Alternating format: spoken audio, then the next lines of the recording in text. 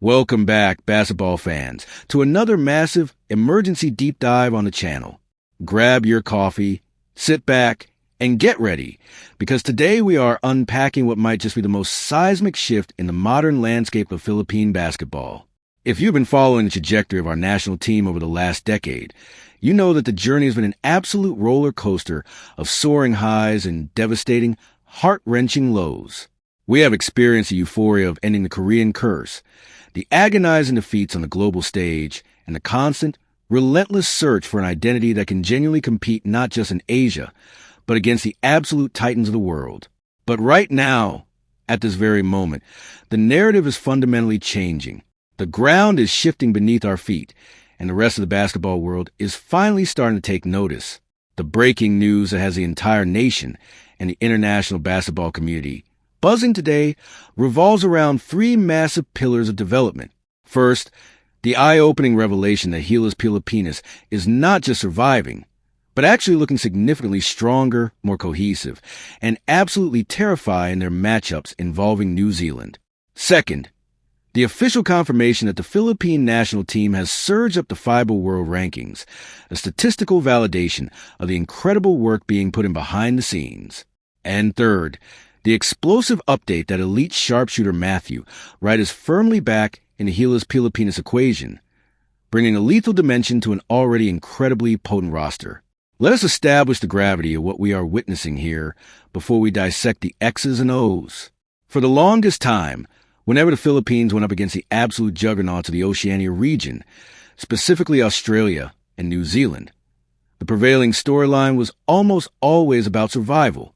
We would talk about our heart, our pusso, our unmatched passion for the game, but deep down, we knew we were staring at a monumental disadvantage in size, sheer physical strength, and disciplined European-style half-court execution. The New Zealand Tall Blacks have historically been our ultimate litmus test. They are a team that plays with a bruising, unforgiving physicality, immense pride, and a tactical ruthlessness that exposes any weakness in the defense. Historically, playing New Zealand meant preparing for a brutal, exhausting rock fight where our perimeter players would be battered through screens, and our big men would be relentlessly boxed out by wider, stronger bodies.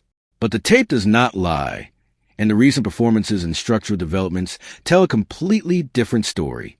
We are no longer just relying on pure emotion and frantic isolation plays to keep the game close. We are seeing a Gilas Pilipinas squad that is dictating the tempo, standing ground in the trenches and executing high-level, sophisticated basketball against a team that usually bullies us off the floor. We are seeing a structural fortitude that stems from brilliant coaching, dedicated preparation, and a roster construction that finally balances our natural perimeter quickness with legitimate, imposing front-court size and elite basketball IQ. This is a paradigm shift. We are transforming from the plucky underdogs who hope for a miracle shooting night into a systematic, methodical basketball machine that expects to win regardless of how tall or strong the opposition is. And this undeniable evolution on the hardwood is now officially reflected in the global mathematics of the sport. The increase in our FIBA world ranking is not just a nominal pat on the back. It is a critical, tangible asset that alters our geopolitical standing in international basketball. Moving up the ladder means better seedings, avoiding the absolute deepest groups of death in future World Cups and Olympic qualifying tournaments, and commanding a new level of respect from international referees, opposing scouting departments, and the global basketball media. It is the quantifiable proof that the program is moving in the right direction, validating the investments, the long training camps, and the tactical overhauls that the coaching staff has implemented. But perhaps the most tantalizing piece of this puzzle, the absolute cherry on top of this phenomenal news cycle, is the integration of Matthew right into this already humming Gilas system. Think about what this team currently possesses. We have the unstoppable, transcendent scoring ability of our naturalized stars. We have the imposing, rim-protecting, and offensively expanding presence of Kai Sato and our formidable frontcourt. We have the relentless, Swiss Army knife versatility of players like Dwight Ramos. But in the modern pace-and-space era of international basketball, where defensive rules allow for intense packing of the paint and sophisticated zone coverages, you can never, ever have enough elite, knockdown perimeter shooting. Matthew Wright is not just a shooter. He is a seasoned, battle-tested professional who has refined his craft in the highly competitive environments of the PBA and the Japanese B-League. He brings a mature, composed, and absolutely lethal catch-and-shoot ability that warps opposing defenses. When you place a sniper Wright's caliber on the weak side of a pick-and-roll involving our primary playmakers and bigs, you present the opposing coach with an impossible dilemma. Do you collapse into the paint to stop the lob or the drive, leaving one of the deadliest shooters in Asia wide open? Or do you stay glued to Wright on the perimeter, conceding a terrifying one-on-one mismatch inside? This is a kind of offensive geometry that wins championships and secures Olympic berths. This introduction is just scratching the surface of the magnitude of these developments. We are looking at a perfect storm of tactical maturity, physical readiness, statistical elevation, and roster perfection. So, let us not waste another second. Let us transition into the deep dive, break down the film conceptually, analyze the ranking algorithms, and figure out exactly how Matthew Wright transforms this team into an absolute nightmare for the rest of the world.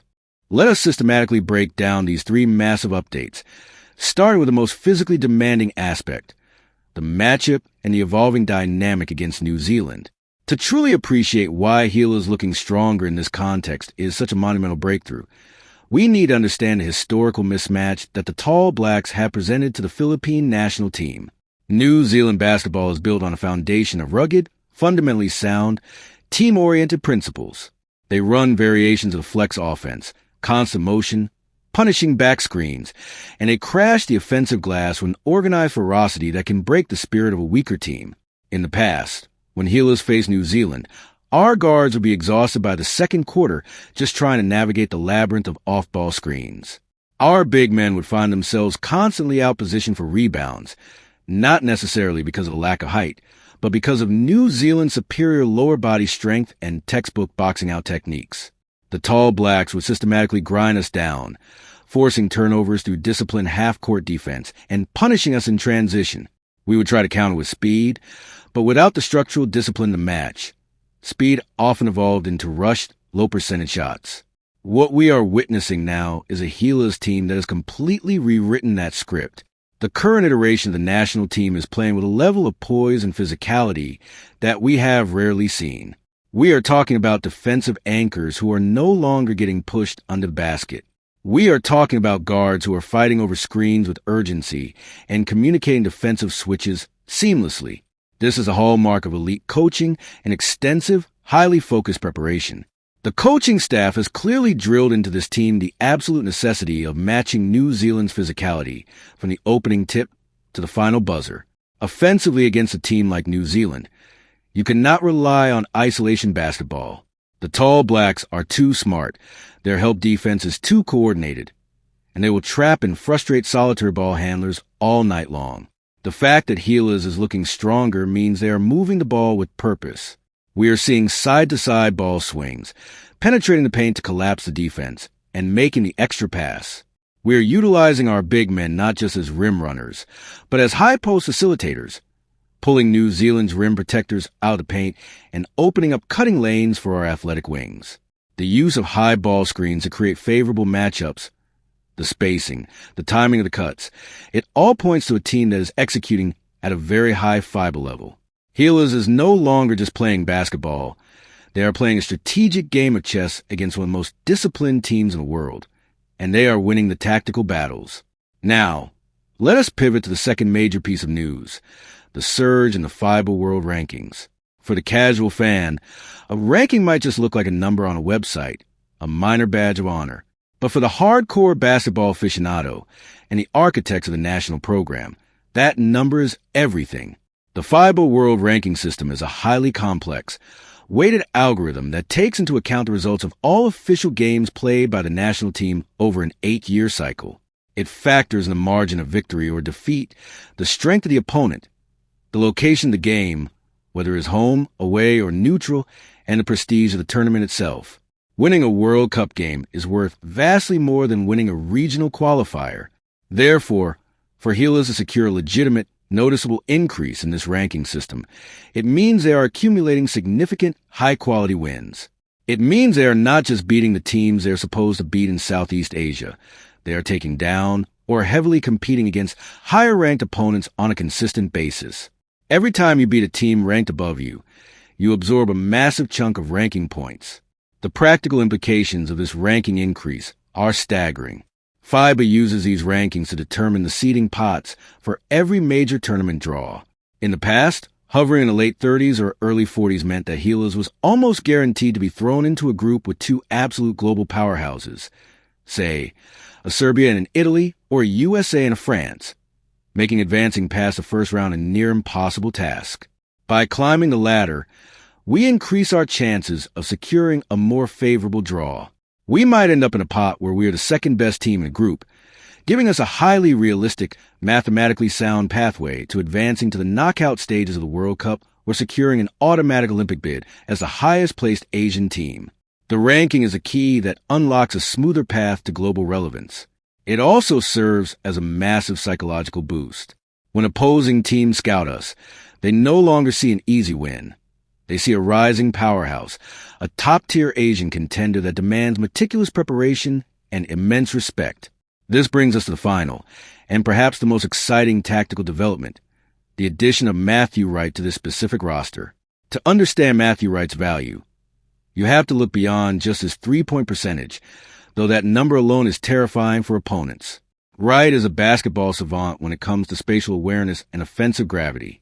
During his extensive, highly successful tenure in the PBA and his incredibly productive stints as an Asian quota player in the fiercely competitive Japanese B-League, Wright has evolved. He is no longer just a spot-up shooter. He has developed a lethal off-the-dribble game, a highly effective floater, and a vision to punish defenses that overcommit to his shooting. But let us focus on what he does best, shooting the absolute lights out of basketball. In the international game, the three-point line is slightly closer than the NBA, but the defensive rules allow for massive, imposing big men to camp near the paint. If a team lacks outside shooting, a disciplined defense will simply build a wall around the basket, neutralizing any driving threats and forcing the offense into contested mid-range jumpers or turnovers. This has historically been a fatal flaw for many Philippine teams. We would have incredible slashers, but if the threes weren't falling, the offense would stagnate and die. Enter Matthew Wright. When he is on the floor, the entire geometry of the defense changes. You cannot leave him. You cannot play drop coverage on a pick and roll if he is the ball handler, because he will simply step behind the screen and drain a three in your face. If he is playing off the ball, running off staggered screens, or lingering in the corner, his defender has to stay attached to his hip. This is called gravity. By simply existing on the perimeter, Wright pulls a defender entirely out of the help defense equation. Imagine the scenarios. Imagine Justin Brownlee operating in the high post or driving downhill from the wing. The defense's natural instinct is to collapse, to send multiple bodies at the threat. But if Matthew Wright is standing in the strong side corner, the defender faces a lose-lose proposition. Collapse on Brownlee, and Wright get a wide-open rhythm three-pointer. A shot he makes in his sleep. Stay on Wright, and Brownlee has a one-on-one matchup with a clear lane to the rim. Now, factor in a rolling Kai Sato. A spread pick and roll with Sato rolling to the rim, and Wright's space and floor is virtually unguardable at the Asian level. If the weak side defender tags Sato on the roll, Wright is open. If they stay home on Wright, Sato gets an uncontested lob. Furthermore, Wright's experience in the B-League has fundamentally improved his defensive discipline and his ability to read complex, European-style offensive systems, the exact type of systems employed by teams like New Zealand. He knows how to navigate screens, he understands team defensive concepts, and he provides a veteran, calming presence in high-pressure situations. He is not going to be rattled by a hostile away crowd or a physical defender. He has seen it all. The synthesis of these three elements is what makes this news so groundbreaking. We have a team that has figured out how to match the physicality and tactical discipline of the Oceania powerhouses. We have the mathematical validation of the FIBA rankings, proving that this is a sustainable, elite level of play. And we have the surgical addition of Matthew Wright, the perfect offensive puzzle piece designed to exploit the very spaces that our system creates. We are no longer hoping for a good result. We are structurally engineering victories on the international stage. As we wrap up this extensive breakdown, I want you to truly absorb the magnitude of where Gilas Pilipinas stands right now. We have spent countless hours dissecting the flaws, analyzing the heartbreaks, and dreaming of a day when the Philippine national team would step onto court against international heavyweights and look them squarely in the eye, not as underdogs hoping for a miracle, but as equals expecting a war. That day is no longer a distant dream. It is our current reality. The dominance shown in the context of the New Zealand matchups proves that our physical conditioning, our scouting, and our execution have reached an absolute premium level. The climb in the FIBA World Rankings is the undeniable, objective proof that the rest of the world has no choice but to respect the basketball revolution happening in the Philippines. We are carving out a permanent seat at the table of global basketball elite. And with the addition of Matthew Wright, the coaching staff has brilliantly addressed one of the most critical necessities of the modern game. They have armed this already formidable roster with a sniper rifle. Wright's spacing, his gravity, his veteran composure, and his sheer ability to put the ball in a hoop from deep completely opens up the playbook and unlocks the full, devastating potential of our star players. We are entering a golden window, a period with a perfect combination of coaching brilliance, player development, and strategic roster building is aligning perfectly. The future of Gilas Pilipinas has never looked brighter, more structured, or more dangerous. The road ahead will still be incredibly challenging. The world of international basketball is unforgiving, but for the first time in a very long time, we are holding a winning hand.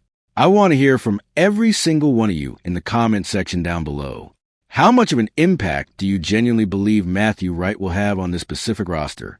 Do you think this current iteration of Gilas is finally equipped to not just compete with, but consistently defeat teams like New Zealand and Australia?